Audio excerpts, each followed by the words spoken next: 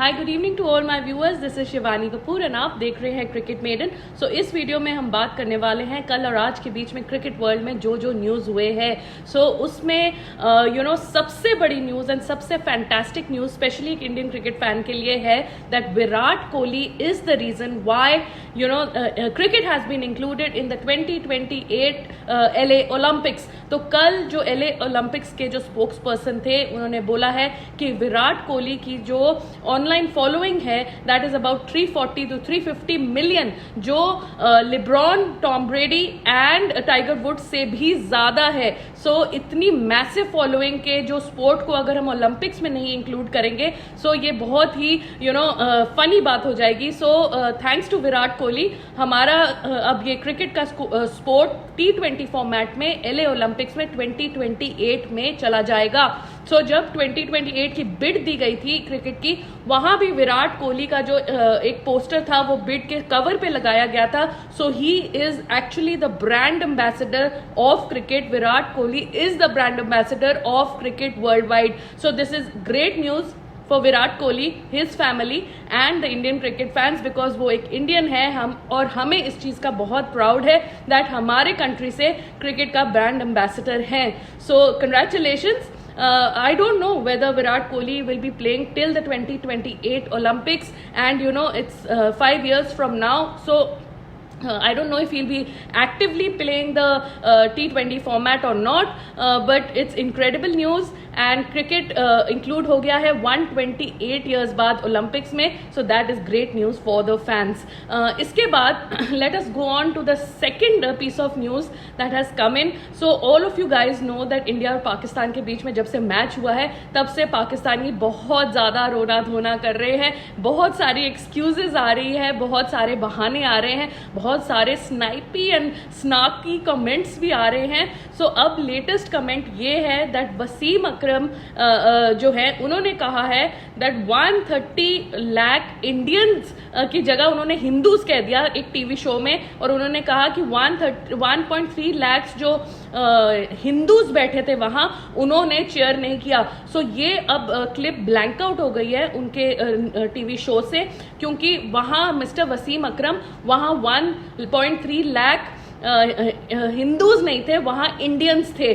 So you better not classify the crowd and the cricket fans into religion, और आप religion को बीच में मत लाइए एंड अच्छा किया कि आपके टीवी नेटवर्क ने वो क्लिप ब्लैंक आउट कर दी है, बिकॉज वो तो बहुत वायरल हो जाती एंड देन आपकी बहुत ज़्यादा बेइज्जती हो जाती। बट हमने वो क्लिप देख ली है, मैंने वो पर्सनली वो क्लिप देखी है जहां उन्होंने हिंदूज बोला and not Indians. So religion में डिवाइड करना बंद करिए, बिकॉज सारी कंट्रोवर्सी इसी के वजह से हो रही है, क्योंकि आप रिलीजन को बहुत ज़्यादा इंपॉर्टेंस दे रहे हैं, क्रिकेट के बीच में ला रहे हैं एकदम यूजलेसली। इसके अलावा रवि शास्त्री ने जब इंडिया और पाकिस्तान का मैच हो रहा था तो रवि शास्त्री ने कहा है that Shaheen is not Wasim Akram. So Shaheen Shah Afridi बोल कर रहे थे और वो बार बार रोहित शर्मा उनको पीट रहे थे, तो रवि शास्त्री कमेंट्री में बैठे थे एंड इन्होंने बोला है that he is not Wasim Akram. वो अपने आप को वसीम अकरम सोचना छोड़ दें एंड एकदम लाइन एंड लेंथ से बॉलिंग करें। He should not look at taking wickets on every delivery because he is not Wasim Akram. So this is big criticism from Ravi Shastri regarding Shaheen Shah Afridi, and I think it's justified as well, because अगर आप हर ball में wicket लेना जाएंगे आपकी line and length खराब होगी और आप पिटते जाएंगे। So Shaheen Shah Afridi must go back and work on his line and length, perhaps take some tips from Wasim Akram or Waqar Younis, who's right here in India doing commentary, and must improve the way that he is bowling.